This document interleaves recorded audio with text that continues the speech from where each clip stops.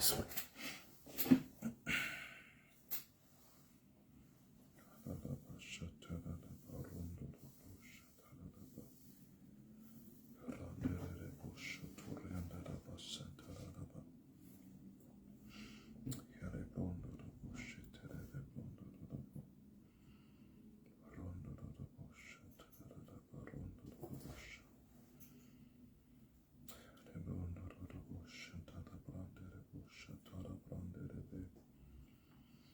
Rimbandele shatara brandara basiketoria dara bashi randere sokoro shantara barondo boshe kibrondoro boshe randere boshe torrendere basiketere bondoro boshatara ba randere boshe tele brondoro borondere be Karandere shatara barondoro randere shittere. Béni sois-tu, Seigneur.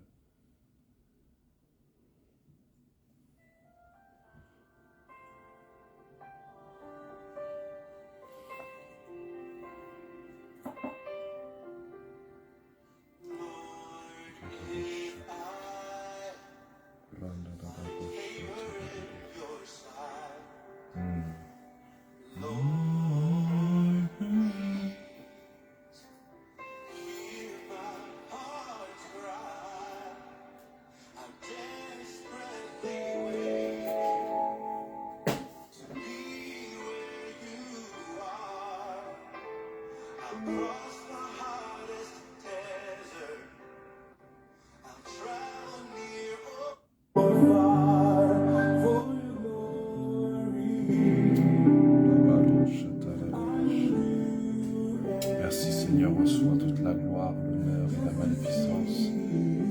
Merci pour cette opportunité que tu nous donnes d'être là ce soir. Merci pour la vie, le souffle de vie, la grâce que tu nous accordes, Seigneur. Merci Jésus. Merci Jésus. Merci Jésus. Merci Jésus. Merci Jésus. Oh, you as my King. Oh, Lord, if I find favor in your sight, Lord, please. Reçois la gloire, Seigneur. Oui, reçois la gloire. Reçois la gloire, Jésus. Reçois la gloire, Jésus. Reçois la gloire, Seigneur.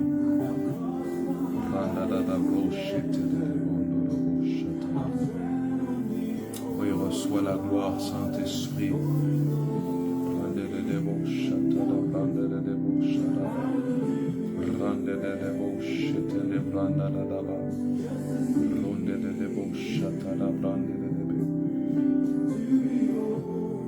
Merci Seigneur. Merci Seigneur.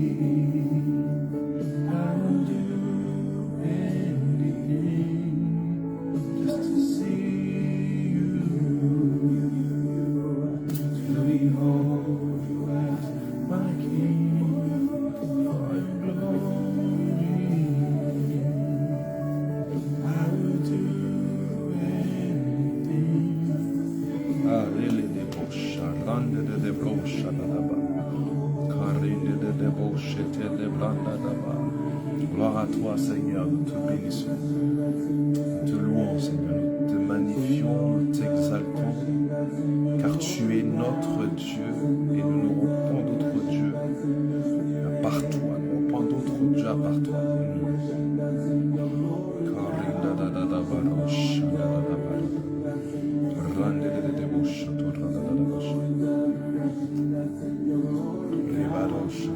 The winds are refreshing that's in your spirit. And the winds are refreshing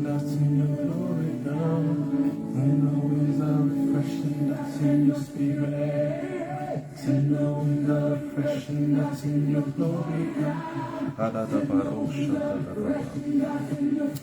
Reçois la gloire, Seigneur. Reçois la gloire, Jésus. Nous te louons, nous te magnifions, Seigneur. Gloire à ton nom, Seigneur. Gloire à ton nom, Seigneur. Send the freshness in your spirit. Send the wind of freshness in your glory now. Your spirit.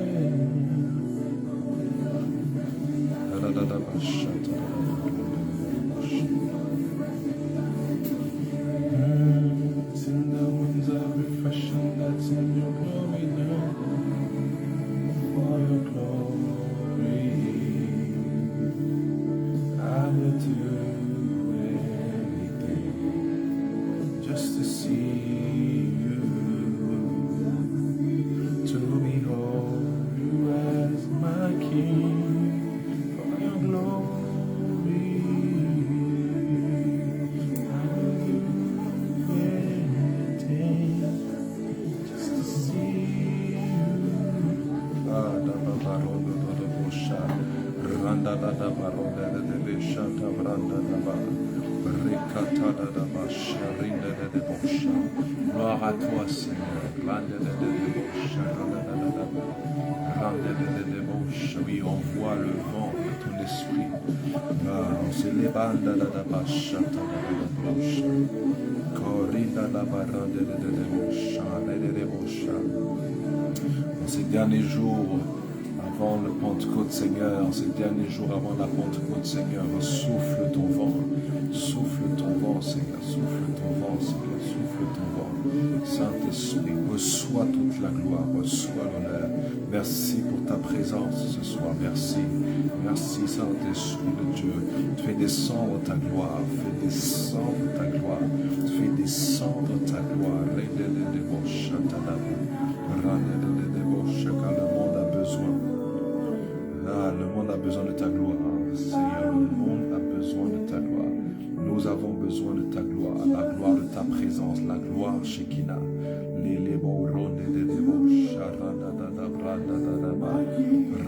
L'Église a besoin de ta gloire Shekinah.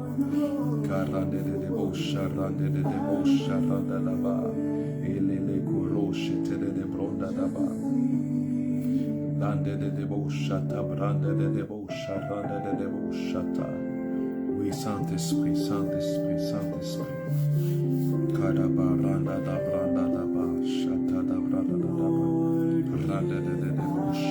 Nous déversons devant toi, Seigneur. Nous nous déversons devant toi, éternel, mon Dieu, mon roi, papa. Nous nous déversons devant toi. Car nous aimons être dans ta présence. Nous voulons être bercés par ta présence. Nous voulons être énergisés par ta présence. Que ta gloire, Saint-Esprit de Dieu,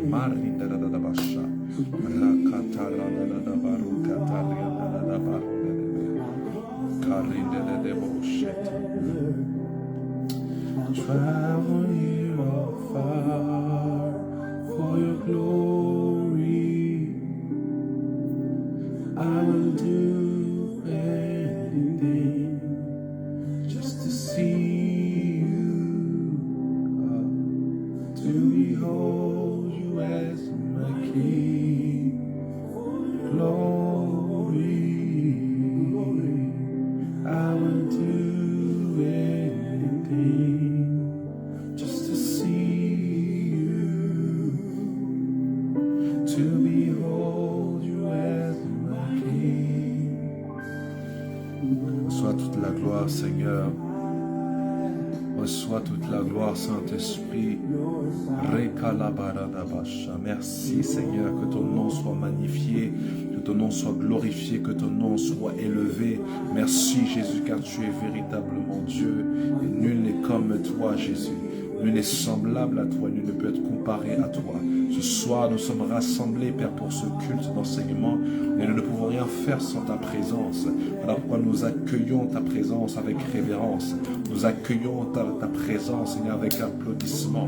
Nous accueillons ta présence avec cette reconnaissance de ta déité, de ta grandeur, de ta divinité. Nous accueillons ta présence, Dieu de gloire, que nous savons que tu es véritablement vivant et que ta présence peut être palpable. Nous voulons la palpabilité de ta présence, Seigneur.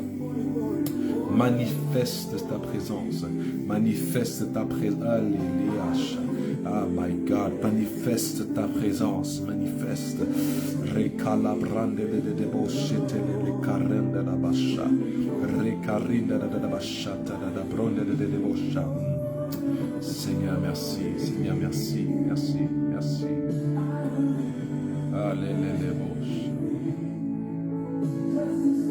To see you, Jesus, to behold you as my King, for your glory, I will do anything just to see you, to behold you as my King, oh.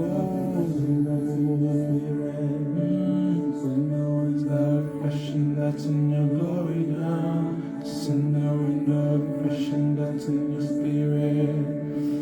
Envoie le rafraîchissement, le vent du rafraîchissement, envoie ce vent dans ton église, dans la vie de chacun connecté ce soir. Envoie ce vent de rafraîchissement, qu'il y a dans ta gloire, qu'il y a dans ton esprit, qu'il y a dans l'esprit. Envoie ce vent ce soir, Saint-Esprit, que ça visite chaque foyer connecté ce soir, que ce vent de rafraîchissement puisse visiter chaque foyer ce soir, que ce rafraîchissement soit envoyé. Une personne qui a besoin de rafraîchissement ce soir, puisse recevoir ce vent de rafraîchissement dans le nom de Jésus-Christ de Nazareth. Que ce vent soit relâché maintenant dans chaque maison, la vie de chaque personne connectée ce soir. Merci, merci Seigneur. Send the winds of refreshing that's in your glory down. Ah, l'élandele de bosha, da basha.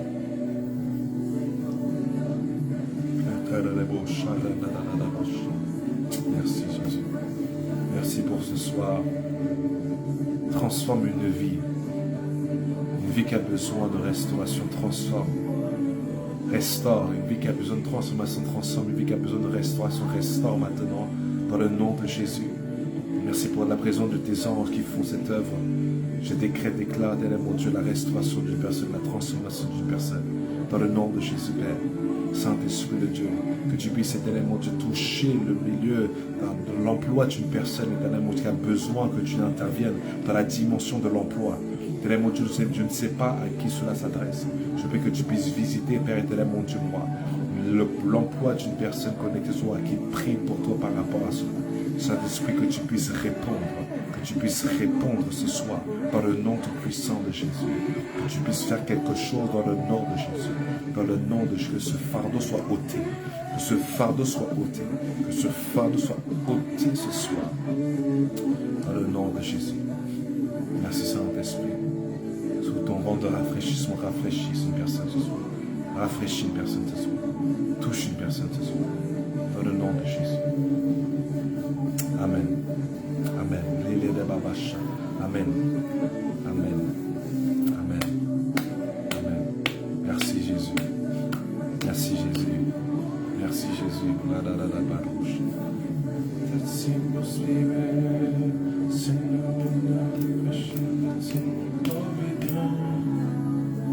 Bonsoir à tous, j'espère que vous allez bien et que vous m'entendez bien. J'espère que vous me voyez bien et que vous m'entendez bien.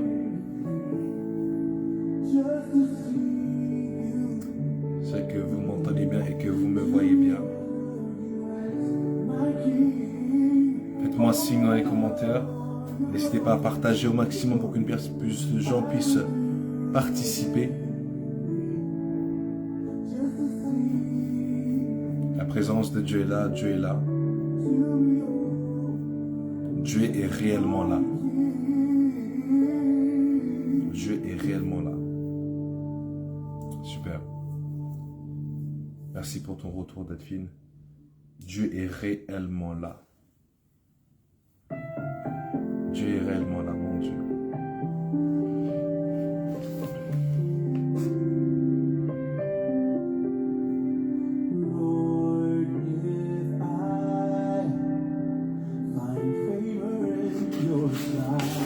Ok, donc ça fait, je ne me trompe pas, c'est notre 6e semaine, je ne me trompe pas, nous parlons sur l'Église, son mystère et sa responsabilité. Nous avons vu pas mal de choses en peu de temps. J'espère que vous avez été bénis par ces instants et que ça vous a permis justement d'avoir les yeux ouverts sur notre responsabilité en tant qu'Église dans ces temps de la fin surtout. C'est très très important de comprendre que Dieu attend de nous beaucoup de choses. Il y a des exigences par rapport à l'Église. L'Église n'est pas simplement un club de religieux, on l'a vu ensemble. L'Église, c'est ce rassemblement-là de personnes sauvées, mais qui suivent le Seigneur en tant que Seigneur, que Jésus est celui qui les guide et les dirige, qui ont conscience de Jésus, pas seulement qui ont conscience seulement de la théologie de Jésus, mais qui ont conscience de la vérité, de la réalité de Jésus-Christ. L'Église est censée être ce lieu où des personnes viennent rencontrer le Seigneur. Et nous avons plusieurs types d'images, plusieurs types de dimensions dans lesquelles doit opérer l'Église, de manière individuelle mais aussi de manière collective. Et nous avons vu ces images ensemble. Nous avons l'image du temple, que du coup nous sommes d'abord, de manière individuelle, nous sommes le temple du Saint-Esprit. Et lorsque nous nous rassemblons, c'est le rassemblement de plusieurs temples pour former un temple, l'édifice de Dieu, le temple de Dieu. Comme on le lit dans le livre de 1 Pierre chapitre 2, à partir du verset 4 au verset 5, que du coup c'est vraiment important de comprendre que Dieu nous attend à la dimension du temple, c'est-à-dire du coup en fait en gros des demeures qui le portent.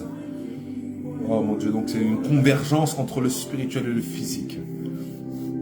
Ce rassemblement-là, Dieu veut vivre avec nous. Ensuite, nous avons la dimension de la famille. Nous sommes une famille. Nous faisons partie de la famille de Dieu. C'est important de comprendre que l'Église n'est pas simplement le lieu d'étrangers, mais censé être le rassemblement de ceux qui sont membres de la famille de Dieu. Donc, ce qui veut dire donc, en tant que famille de Dieu, donc, il doit y avoir donc des attributs, des manifestations de caractère, des attitudes attendues de la part de l'Éternel en tant que famille. Nous sommes la famille de Dieu. Ensuite, la dimension de l'épouse, la dimension donc de l'intimité avec Dieu. Donc dans une église, il doit y avoir la prédication et la manifestation de l'intimité avec le Saint-Esprit et avec le Seigneur, car nous sommes l'épouse de Christ. Donc la dimension intimité doit également être manifestée. Donc la première dimension, le temple, nous sommes des porteurs de Dieu, porteurs de la présence de Dieu. Deuxième dimension, la famille, donc qui doit avoir la manifestation de l'amour fraternel, nous aimer les uns les autres comme Christ nous a aimés, manifester justement ces comportements d'amour, de compassion, de patience et de tout ce que nous dit dans 1 Corinthiens chapitre 13. Également la dimension de l'intimité, donc l'épouse, cette dimension où en fait en gros il y a la manifestation d'une réelle intimité avec le Seigneur. Et ensuite, du coup, finalement, nous avons l'image du corps, le corps de Christ, le corps de Christ, le corps de Christ. Cette dimension-là, en fait, on manifeste la continuité de ce que Christ a fait sur la terre. L'Église est appelée à continuer ce que Christ est venu faire sur la terre. Voilà pourquoi nous sommes le corps de Christ. Chacun, donc c'est la dimension où maintenant se manifestent les dons spirituels et ainsi de suite. On va le voir ensemble aujourd'hui, les fonctionnalités de l'Église. Nous allons voir aujourd'hui donc les fonctionnalités de ceux qui doivent fonctionner dans l'Église. Et donc il est important de comprendre la dimension du corps. Donc c'est la continuité, c'est la partie en fait en gros fonctionnelle, la partie opérationnelle du corps de Christ, de continuer ce que Christ a fait, le ministère de Jésus-Christ sur la terre. Est-ce que jusque-là on me suit? N'hésitez pas à partager au maximum afin que plusieurs puissent parvenir et puissent être bénis par ces enseignements. Donc ce soir nous allons voir Et donc, pour clore donc les dimensions dans lesquelles doit opérer l'Église, je répète encore, nous devons nous rappeler ce point important. Le but de Dieu pour l'Église, ce n'est pas qu'il y ait des dénominations, c'est-à-dire une église méthodiste, une église baptiste, une église luthérienne, une église calviniste, une église, je suis désolé de le dire, une église kimangiste, une église, ce n'est pas la volonté de Dieu qu'il y ait ces divergences dans le corps de Christ. C'est important qu'on le dise, c'est jamais, jamais, jamais la volonté parfaite de Dieu. La volonté de Dieu, c'est que nous soyons unis, comme dans Actes des Apôtres. On parlait d'une seule église. Et après, il y a eu des divergences. Mais les divergences sont venues à cause de personnes malveillantes. Et ce n'est pas parce qu'il y a des divergences dans le corps de Christ qu'il faut continuer cette divergence. Nous sommes un corps. Il ne doit point exister de dénomination. Mais nous devons avoir l'unité du corps de Christ. Nous devons comprendre pourquoi donc il y a ces divergences et ces dénominations. Ces dénominations sont venues à cause de la division humaine. Les dénominations sont la conséquence de la division humaine. Et rappelez-vous, on l'a vu ensemble, Dieu n'est pas l'originateur de la division. Dieu ne cause pas la division. C'est le diable qui amène Dieu peut amener la séparation, mais pas la division. La division et la séparation sont deux choses différentes. Dieu n'est pas l'auteur de la division, la Bible déclare. On va le lire ensemble.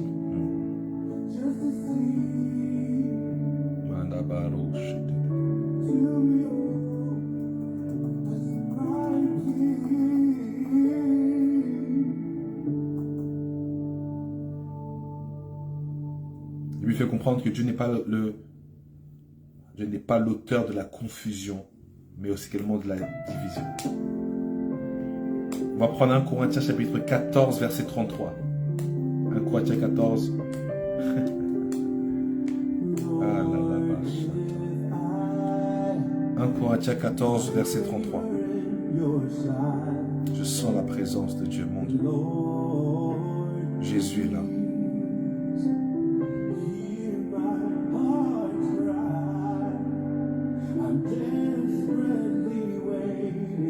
1 Corinthiens 14, verset 33.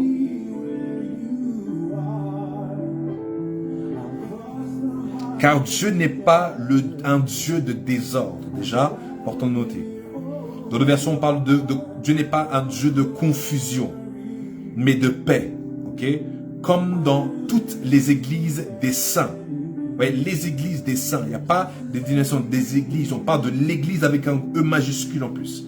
On parle donc de l'église, des églises des saints. Les églises des saints. Est-ce que vous comprenez? Le verset 3. Car Dieu n'est pas un Dieu de désordre, mais de paix. Comme dans toutes les églises des saints. Il est donc important de comprendre l'unité. Que c'est la paix. La division n'est pas synonyme de paix. Au contraire, donc c'est une antithèse. C'est quelque chose qui contredit la paix. La division, c'est quelque chose qui contredit la paix. Donc, Dieu n'est pas l'auteur du désordre ou de la confusion. Est-ce qu'on me suit? Est-ce qu'on m'entend?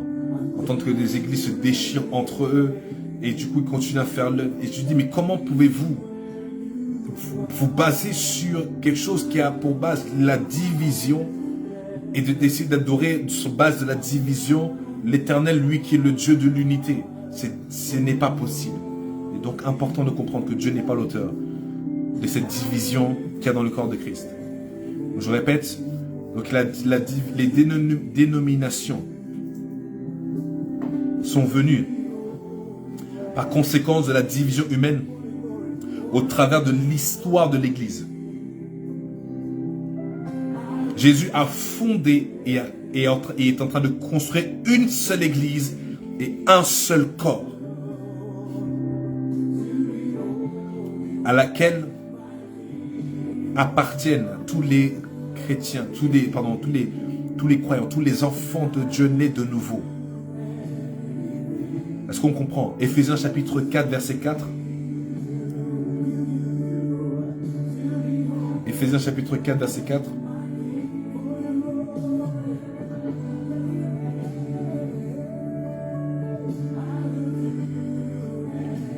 Éphésiens 4, verset 4. Il y a un seul corps et un seul esprit. Comme aussi vous avez été appelés à une seule espérance par votre vocation. Je répète. Il y a un seul corps et un seul esprit. Mon Dieu. Donc pourquoi dans cette église, ils ne croient pas dans le Saint-Esprit? Voilà pourquoi je vous dis, Dieu n'est pas l'auteur de du désordre et de la confusion. Les dénominations ne sont pas la volonté de Dieu. Je suis désolé de le dire, c'est peut-être controverse, mais je dois vous dire la vérité de Dieu. La vérité, rien d'autre que la vérité. Les dénominations ne sont pas le but originel de Dieu. C'est venu par la division humaine au travers de l'histoire de l'Église. Donc c'est par fondation la division que sont les dénominations. Et on l'a lu ensemble que Dieu n'est pas le Dieu du désordre ni de la confusion, mais le Dieu de paix. On a lu Éphésiens 4. Éphésiens 4 nous dit que nous sommes, il y a un seul corps et un seul esprit. Comme aussi vous avez été appelés à une seule espérance par votre vocation. On va prendre le verset 5. Il y a un seul Seigneur, une seule foi, un seul baptême, et un seul Dieu et Père de tous, qui est au-dessus de tous et parmi tous et en tous. Je répète, il y a un seul Seigneur. Il y a un seul médiateur, Paul le dit. Donc pourquoi dans d'autres confessions, d'autres dominations, ils prient d'autres intermédiaires qui n'est pas le Seigneur Jésus-Christ et croient dans les intermédiaires qui n'est pas le Seigneur Jésus-Christ? Nous devons comprendre que Dieu est un Dieu de paix. Il y a un seul Seigneur, une seule foi, un seul baptême par immersion. Et un seul Dieu et Père de tous, qui est au-dessus de tous et parmi tous et en tous. Et à chacun, la grâce a été donnée selon la mesure du don de Christ. On va prendre Matthieu chapitre 16, verset 18. Matthieu 16, verset 18.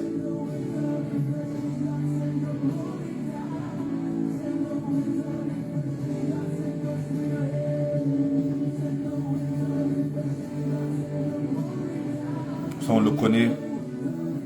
Et moi, je te dis que tu es Pierre et que sur cette pierre, sur cette parole déclarée, je bâtirai mon église. Il n'a pas dit mes églises.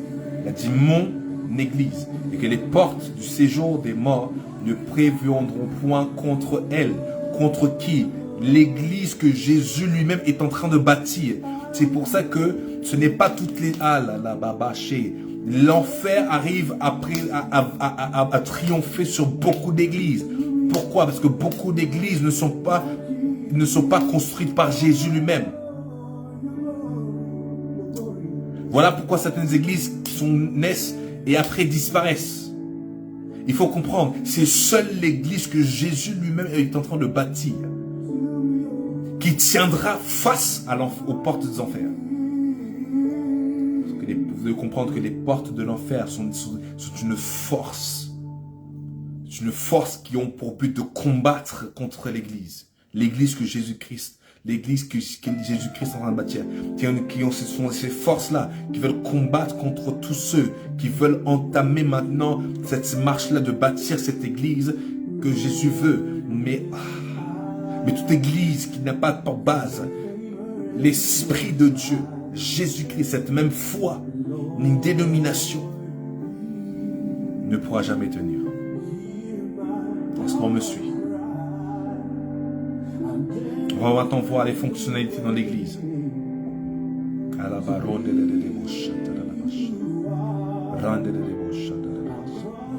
Les choses que Dieu attend de nous pour permettre à une église de fonctionner. My God. On va avoir les fonctionnalités de l'église de Christ pour permettre à ce que l'église puisse fleurir comme le Seigneur le veut. La première des choses à noter, Notez ces deux. D'abord, la seigneurie de Jésus-Christ. Cette conscience de la seigneurie de Jésus-Christ. La reconnaissance de la seigneurie de Jésus-Christ. Vous pouvez noter justement, première des choses, première fonctionnalité, c'est cette reconnaissance de la seigneurie de Jésus-Christ. Qu'est-ce que je suis en train de dire par rapport à cela? C'est que nous devons comprendre que c'est Jésus lui-même qui a établi son Église. On l'a lu ensemble. Et qu'il est en train de la construire. C'est lui qui la contrôle et la dirige par son esprit. Donc une Église qui ne permet pas la seigneurie de Jésus-Christ de fonctionner n'est pas une Église de Dieu ou du Seigneur Jésus. On va lire Colossiens chapitre 1 verset 18. Colossiens chapitre 1 verset 18.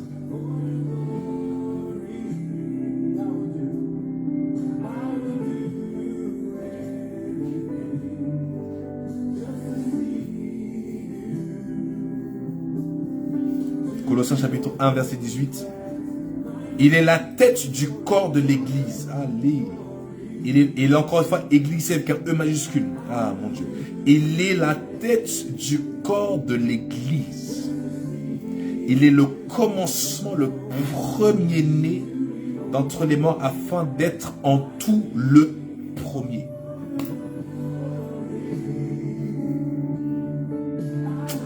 Ok. Colossiens chapitre 2 verset 19.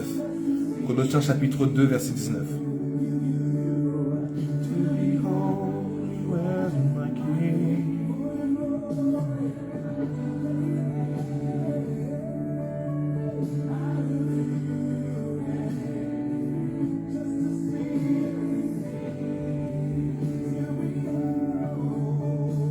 On va lire à partir du verset 18. Colossiens 2 à partir du verset 18. Qu'aucun homme sous une apparence d'humilité et par un culte des anges ne vous ravisse à son gré le prix de la course, tandis qu'il s'abandonne à ses visions et qu'il est enflé d'un vain orgueil par ses pensées charnelles, sans s'attacher au chef, sans s'attacher au chef dans tout le corps, assisté et solidement assemblé par des jointures et des liens, tire l'accroissement que Dieu donne.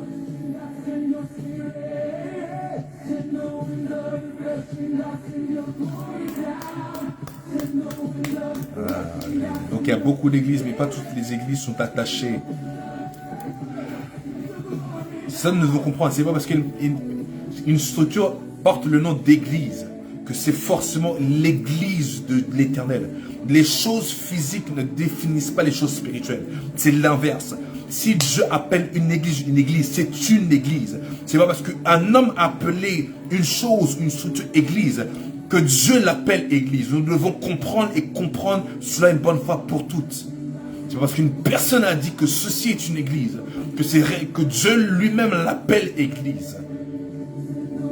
Nous devons comprendre les paramètres qui font en sorte qu'une église est véritablement une église de Dieu. L'une des choses importantes, c'est que le Seigneur Jésus est considéré comme la tête et le chef. Deuxième des choses, il n'y a point de dénomination, il n'y a point de division. Il s'est fondé et seulement fondé sur la parole et la bonne nouvelle du royaume. Sur la vérité de Jésus-Christ, la vérité. C'est fondé sur Jésus et sur ses enseignements. Pas seulement se fonder sur la doctrine de la croix. Non! Parce que c'est une doctrine qui ne sera pas complète. Une église doit être fondée sur toute la sainte doctrine de la parole de Dieu. Et non pas seulement un aspect. Parce qu'il n'y a pas que la croix. Le Seigneur me permet de parler de ces choses pour dans un prochain enseignement, de comprendre le mystère du royaume. Parce que le royaume, c'est pas que la croix. Les chrétiens doivent... La croix, c'est important pour entrer dans le royaume. Mais pour maintenant, pour entrer et grandir dans le royaume, ce n'est pas la croix. La croix est pour... La croix, ça t'a permis d'entrer. Le salut t'a permis d'entrer. Ensuite, pour grandir, c'est par l'esprit. Il faut quitter la croix pour aller maintenant à la Pentecôte. Parce que Jésus lui-même n'est plus à la croix. Voilà du coup la seigneurie de Jésus. On peut prendre également Éphésiens. Jésus ici, comme on l'a lu dans Colossiens 2, 19, est considéré le chef. Il est le chef. Jésus est le chef. Une église qui n'a pas Jésus comme chef, qui écoute son esprit, et la directive de son esprit n'est pas une église de Dieu. Éphésiens chapitre 1, versets 22 à 23. Éphésiens chapitre 1, versets 22 et 23.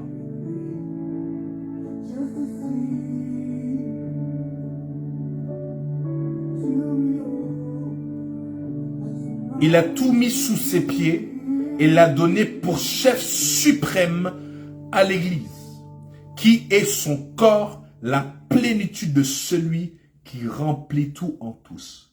Donc son corps est censé être la plénitude de... Aïe, aïe, aïe, aïe. L'Église doit être la plénitude de Dieu. Plénitude de Christ. Donc on a échoué. Le corps de Christ est en danger. Voilà pourquoi il n'y a plus de puissance comme avant. Dans l'acte des apôtres, des choses extraordinaires.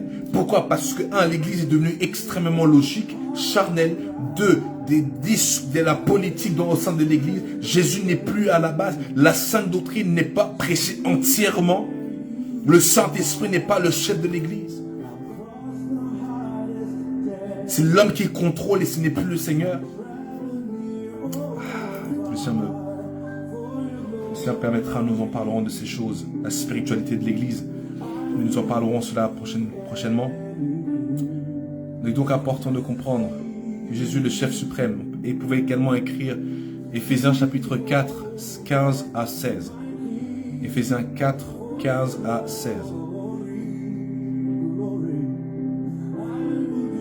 Nous sommes sous le contrôle de notre Seigneur.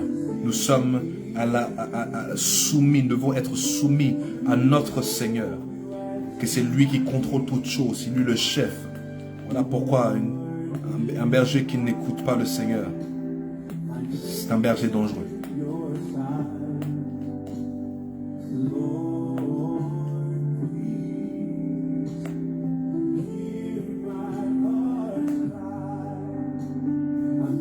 C'est Saint-Esprit. Deuxièmement, deuxième fonctionnalité qui doit être dans l'Église, vous pouvez noter, c'est l'unité de l'Esprit. L'unité de l'Esprit. On va prendre 1 Corinthiens chapitre 12, versets 12 à 13.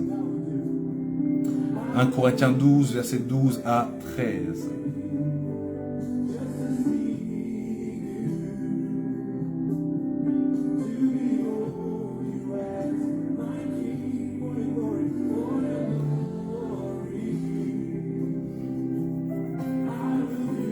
« 1 Corinthiens 12,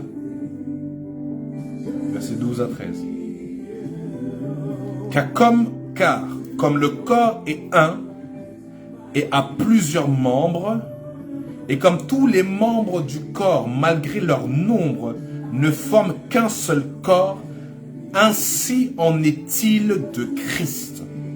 Nous avons tous en effet été baptisés dans un seul esprit, pour former un seul corps, soit juif, soit grec, soit esclave, soit libre, et nous avons tous été abreuvés d'un seul esprit. Mon Dieu, nous devons comprendre donc que nous avons cette responsabilité d'être unis dans un même esprit, connectés au même Saint-Esprit. Ah là, baba. Au même esprit, animé par le même esprit, par le Saint-Esprit. Le corps de Christ doit remettre le Saint-Esprit, doit laisser Saint-Esprit reprendre sa place. Le Saint-Esprit doit revenir à la place dans le cœur de son peuple. Le Saint-Esprit doit revenir au centre de l'église des saints, comme Paul l'a dit. Le Saint-Esprit doit reprendre sa place. Vous pouvez noter Éphésiens chapitre 4, verset 2, le verset 3 et le verset 32. Je répète, Éphésiens 4, verset 2, verset 3 Et le verset 32.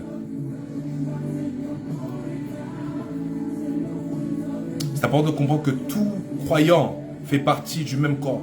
Encore une fois, tout croyant, de vous comprendre, c'est pas les chrétiens, le croire que Jésus-Christ, c'est la base. Nous devons croire. Tout croyant fait partie d'un seul corps. Dans ce corps-là, dans lequel existe une unité invisible, une unité invisible entre eux, avec le même Seigneur, Jésus-Christ en tant que dirigeant. Et nous avons vu cela dans lequel Jésus a prié pour une unité complète, dans Jean chapitre 17, le verset 20 et le verset 23. Jean 17, verset 20 au verset 23. Il est important de comprendre que Dieu attend, le Seigneur attend que nous soyons tous unis dans un même esprit. Voilà pourquoi nous devons tous avoir cette relation avec le Saint-Esprit. Nous marchons avec l'Esprit, parce que, encore une fois, je le dis, toute personne qui a là où il y a la division, le Saint-Esprit n'est pas. Ce que la Bible déclare, Jésus l'a dit dans Jean 17, que comme toi et moi nous sommes un, Père, qu'il soit un comme nous sommes un. Dieu est le Dieu de l'unité. Et il ne peut demeurer là où il n'y a point d'unité. Est-ce qu'on me suit?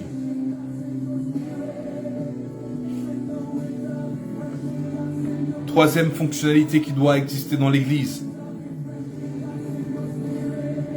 c'est la variété de dons et de fonctions. C'est-à-dire la variété de dons, les dons spirituels et de fonctions, ou le don de service.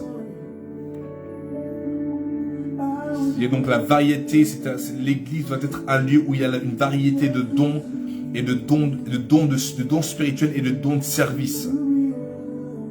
Parce que nous devons comprendre que nous sommes tous un corps, mais comme un corps, comme le corps est un, mais le corps a plusieurs membres. Chacun a sa fonction, chacun accomplit, chaque organe accomplit un certain but. C'est d'être de même dans le corps de Christ. Vous pouvez noter 1 Corinthiens chapitre 12, verset 14. 1 Corinthiens 12, 14. Et nous devons comprendre qu'il y a différents types de dons. Nous avons parlé de dons spirituels, le don du Saint-Esprit. Nous avons parlé également il y a différents types de dons. Le don du Saint-Esprit, don du service, don ministériel. Et toutes ces choses, Dieu a donné ces dons-là pour que le corps puisse fonctionner et accomplir. Chacun donc doit savoir et connaître là où Dieu l'appelle, qu'est-ce que Dieu attend de lui dans une église locale ou dans le corps de Christ, qu'est-ce qu'il doit faire dans le corps de Christ. Il est donc important de connaître. Tout le monde ne peut pas faire la même chose. Tout le monde n'est pas appelé à faire la même chose. Une chose importante à noter.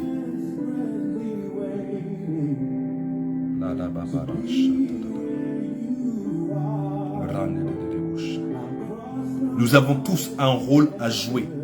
Nous avons tous un rôle à jouer dans le corps de Christ.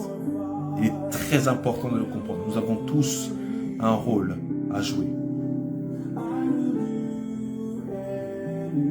Quatrième fonctionnalité, quatrième chose qui doit exister dans le corps de Christ, qui doit exister dans l'église de Dieu.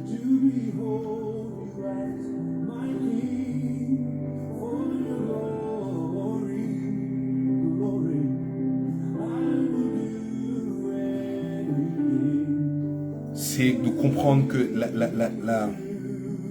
le règne de Dieu, 1 Corinthiens 12, verset 11, on va le lire pour mieux comprendre. Vous pouvez noter justement le règne de Dieu.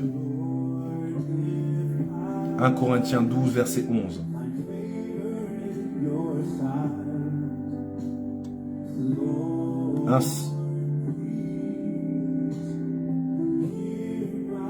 Un seul et même esprit opère toutes ces choses, les distribuant à chacun en partie comme il le veut. En gros, pour comprendre que c'est Dieu qui multiplie, c'est Dieu qui donne les dons comme il le souhaite.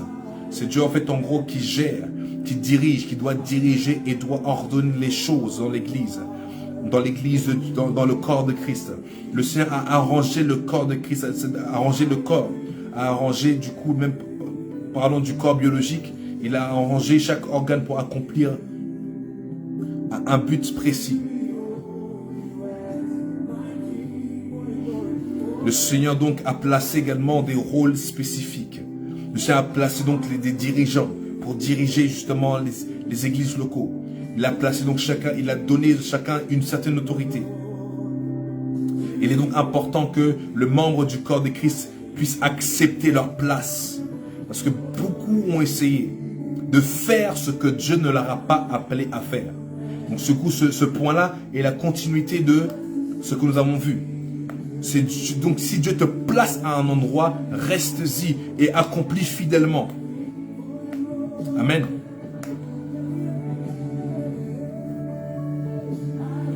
Tu dois comprendre que si un disciple de Jésus essaye de faire une fonction dans un endroit où Dieu ne l'a pas appelé, cette personne-là ne va jamais se sentir accomplie, va se sentir toujours mal à l'aise. Parce qu'il n'a pas été formé, créé, envoyé pour accomplir la tâche dont il veut absolument faire. Beaucoup aujourd'hui essaient de devenir pasteur, alors que Dieu ne t'a pas appelé pasteur. Beaucoup aujourd'hui veulent entrer dans la chorale, ils veulent chanter, parce qu'ils veulent juste faire quelque chose pour Dieu. Non, si Dieu ne t'a pas appelé là-bas, n'y va pas. C'est pas là, c'est pas une question de bonne volonté, c'est pas une question de seulement faire quelque chose pour Dieu. Le but c'est de faire ce que Dieu t'a appelé à faire. Je répète, cherche à savoir là où Dieu te veut. Pour qu'on m'attende les dons qui sont en toi. Parce que tu dois comprendre, les dons qui sont en toi sont là pour accomplir la chose que Dieu t'appelle à faire.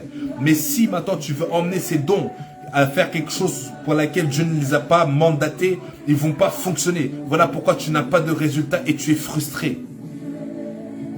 Est-ce qu'on me suit? Tu dois faire ce pourquoi Dieu t'appelle à faire.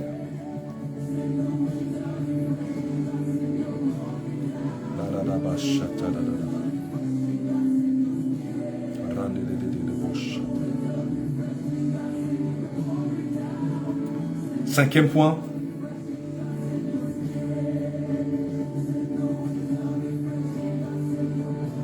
Il doit y avoir un bon traitement entre nous. Il doit y avoir de l'honneur entre nous. L'honneur dans le corps de Christ. Je vais l'appeler comme ça. L'honneur dans le corps de Christ. Nous devons honorer les autorités, surtout honorer la Seigneurie de Jésus, honorer les autorités et s'honorer mutuellement. S'accepter, traiter l'un, traiter l'autre avec bienveillance, avec amour, ce que Dieu attend dans le corps de Christ. On l'a lu ensemble. Si maintenant la tête, le foie commence à combattre le cœur, est-ce que vous pensez que le corps va vivre? Nous devons nous traiter, parce que nous sommes interdépendants. Il y a cette interdépendance qui doit revenir dans le corps de Christ. Cette compréhension de cette interdépendance. Nous devons nous honorer les uns les autres. Nous accepter, apprendre à pardonner, comme il nous a pardonné. Porter les fardeaux des uns des autres. Vous pouvez noter que nous avons besoin de l'un et l'autre. 1 Corinthiens chapitre 12 verset 21. 1 Corinthiens 12 verset 21. Nous devons nous accepter les uns les autres comme il nous a acceptés. Romains chapitre 15 verset 7. Romains 15 verset 7. Nous devons, comme je l'ai dit, nous pardonner, porter les fardeaux des autres des uns des autres. Vous pouvez noter Éphésiens 4 verset 2. Éphésiens 4 verset 2. Colossiens chapitre 3 12 à 14. Éphésiens 4 verset 2. Colossiens chapitre 3 12 à 14.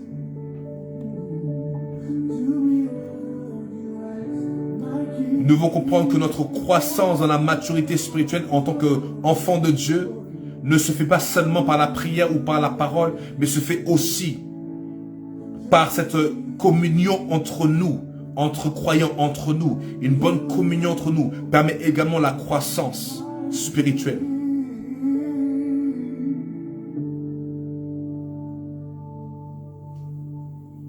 On peut tous apporter quelque chose. Amen. Nous devons comprendre et noter ceci. Le découragement, c'est une chose qui ronge le corps de Christ. Le découragement, vous devez comprendre.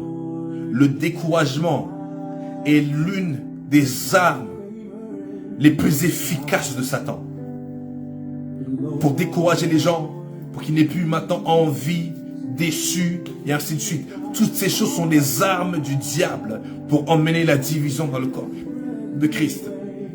Et lorsqu'on voit ces choses, on ne doit pas accepter ces choses. On doit traiter cela dans la prière et avec l'amour de Christ, avec le pardon. Mais aujourd'hui, nous ne voyons pas ces choses. Pourquoi? Parce qu'il manque un élément important dans le corps de Christ et qui bizarrement est en train de disparaître dans l'église. Et c'est le prochain point, la prochaine fonctionnalité, la prochaine chose qui doit être dans le corps de Christ. C'est l'engagement. Aujourd'hui, les gens disent « je t'aime dans l'amour de Dieu », mais ne sont pas engagés. L'amour demande l'engagement. Vous pouvez le noter, l'amour demande de l'engagement.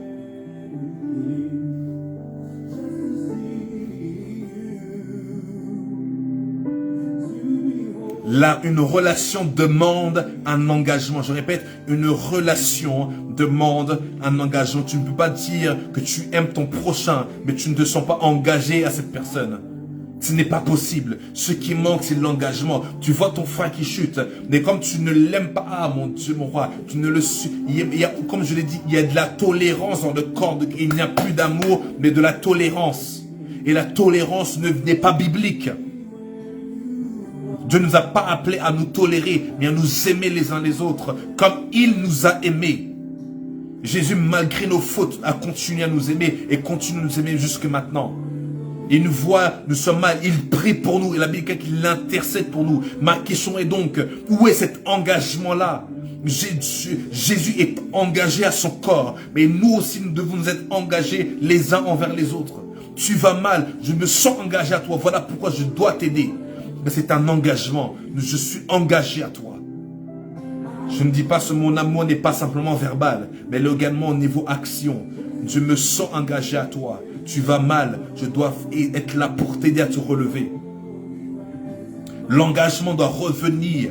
Le je t'aime doit plus être un simple je t'aime. De l'amour de Dieu, de l'amour de Dieu. Et c'est ça qui m'énerve. Je dis je t'aime de l'amour du Seigneur. Mais tu comprends c'est quoi l'amour du Seigneur? L'amour du Seigneur, c'est pas seulement quand tout le monde te fait du bien et que tu l'aimes. Non, non, c'est même quand une personne... Une personne t'a fait du mal, tu ne comprends pas. Au lieu de haïr, détester la personne, tu dis, je te pardonne seulement. Je te pardonne seulement. Peut-être il n'y a plus maintenant cette proximité qu'avant, il n'y a peut-être plus cette confiance comme avant. Mais au moins, si la personne... si la personne a besoin d'aide, tu deviens cette aide-là. Comme Jésus l'a dit, bénissez ceux qui vous maudissent. Faites du bien à ceux. Je t'aime de l'amour du Seigneur, nous devons comprendre ce que ça implique. Ça implique un engagement, cette phrase. Et le Seigneur va mettre, et nous devons comprendre, un amour véritable, c'est un amour qui est éprouvé. Je répète, un amour véritable est un amour éprouvé. Un amour véritable est manifesté par l'épreuve. Donc je ne vais pas dire que tu aimes ton prochain et qu'une épreuve arrive, tu es désengagé, tu t'en fous de la personne, tu t'éloignes totalement, plus rien. Mais prie au moins pour la personne. Si la personne ne veut même pas t'écouter, prie pour cette personne. Et de la compassion. Où est la compassion dans le corps de Christ aujourd'hui? Tu aimes de l'amour du Seigneur, mais le Seigneur a eu de la compassion même pour ceux qui étaient en train de le clouer à la croix. Et tu dis tu aimes de l'amour du Seigneur. On se ment à nous-mêmes. L'engagement doit revenir à l'amour. Un amour sans engagement n'est pas un amour.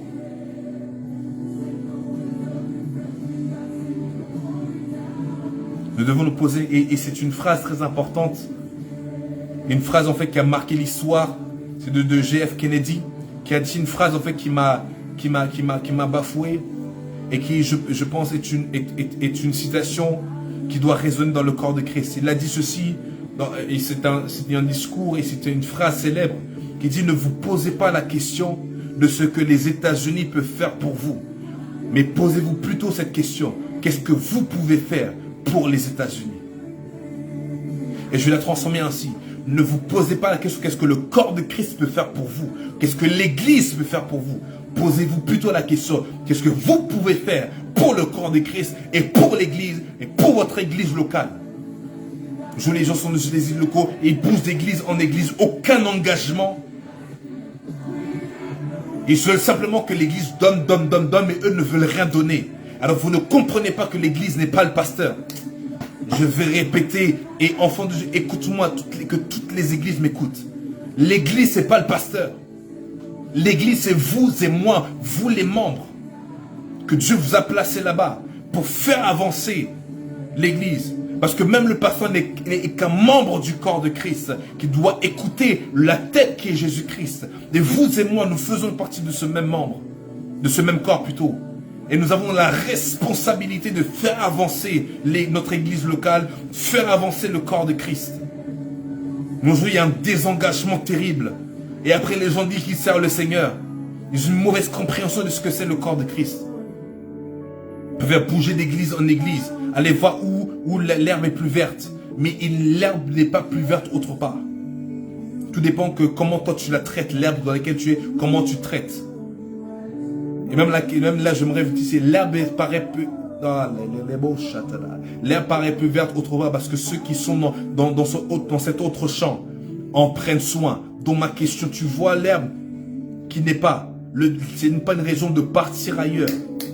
Mais c'est de faire voir ce que tu veux faire. Maintenant, si le Seigneur t'appelle ailleurs, tu vas voir la tête de cette église. Tu parles avec la tête. Et tu lui fais savoir que le temps est arrivé pour que tu puisses savoir. Ne pars pas comme un bandit. Qu'il y ait de l'honneur dans le corps. Ah, là-bas. L'honneur doit être restauré dans le corps de Christ, surtout dans la francophonie.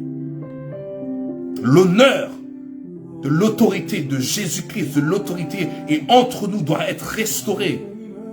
Car ça a disparu. Des personnes qui quittent des églises en faisant des dégâts, pas possible. C'est une malédiction. Je répète, c'est une malédiction. Et pour revenir à mon sujet, nous avons une responsabilité. Toi, membre de ton église locale, tu as une responsabilité. Toi, membre du corps de Christ, tu as une responsabilité. Tu as un engagement. Tu as un engagement auprès de Jésus-Christ. Auprès de Jésus. Parce que Jésus, tu dis oui, je ne suis pas engagé dans l'église. Mais n'oublie pas. L'église est le corps de Christ qui est la tête. Donc si tu dis être engagé à Jésus, tu es également engagé à son corps.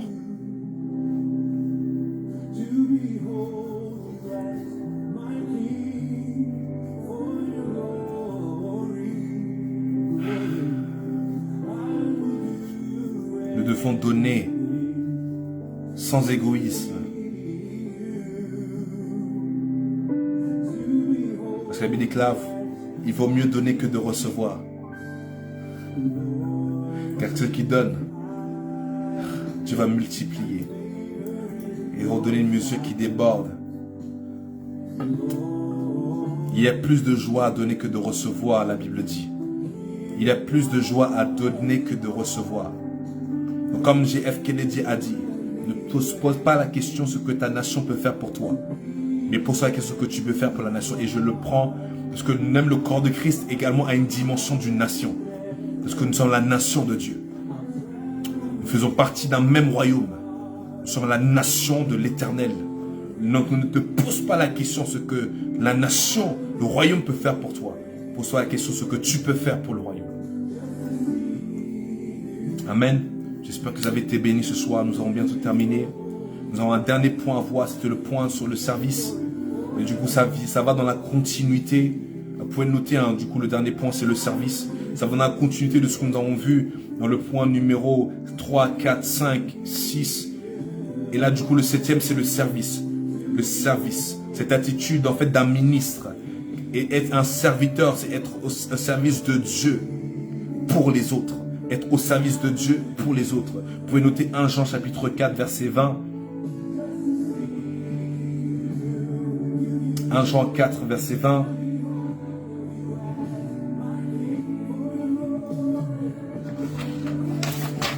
J'ai hâte que nous puissions aborder le prochain point.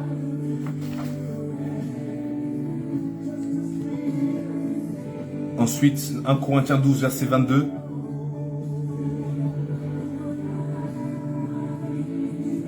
Du moins, 1 Corinthiens 12 à partir du verset 22 au verset 27. Vous pouvez noter 1 Corinthiens 12 à partir du verset 22 au verset 27.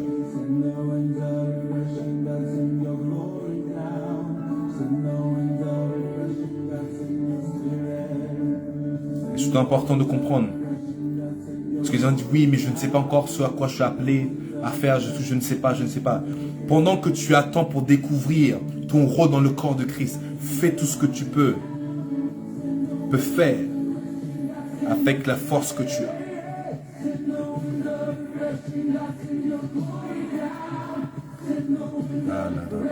Mais surtout, faisons attention à la motivation de notre service. Vous pouvez noter Ecclésiaste 9, verset 10. Ecclésiaste chapitre 9, verset 10. J'ai un peu rapidement pour terminer cette partie. Ecclésiaste 9, verset 10. 1 Corinthiens chapitre 13, verset 1 à 3. 1 Corinthiens 13, verset 1 à 3.